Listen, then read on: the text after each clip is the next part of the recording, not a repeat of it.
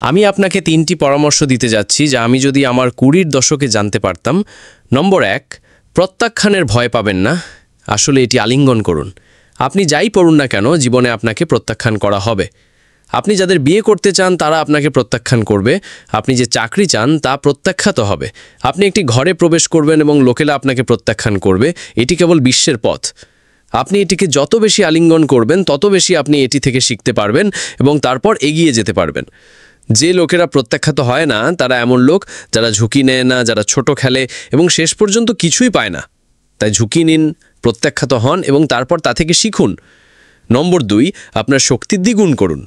আপনি যদি কোনো কিছুতে ভালো হন, আপনি যদি কোনো কিছুতে দুর্দান্ত হন, তবে তা দ্বিগুণ করুন। এভাবেই আপনি বিশ্বে একটি অন্যায্য সুবিধা পাবেন। এবং নম্বর ৩, নিজেকে অন্যের সঙ্গে তুলনা করবেন না। এটাই সময়ের সবচেয়ে বড় অপচয়। আপনি নিজের যাত্রায় রয়েছেন। আপনার পথ অন্য সবার থেকে আলাদা, তাই অন্যের সঙ্গে নিজেকে তুলনা করবেন না। মনে রাখবেন, আপনি দারুণ, আপনি অন্য সবার থেকে আলাদা, আর এটাই হলো আপনার জীবনের শক্তি।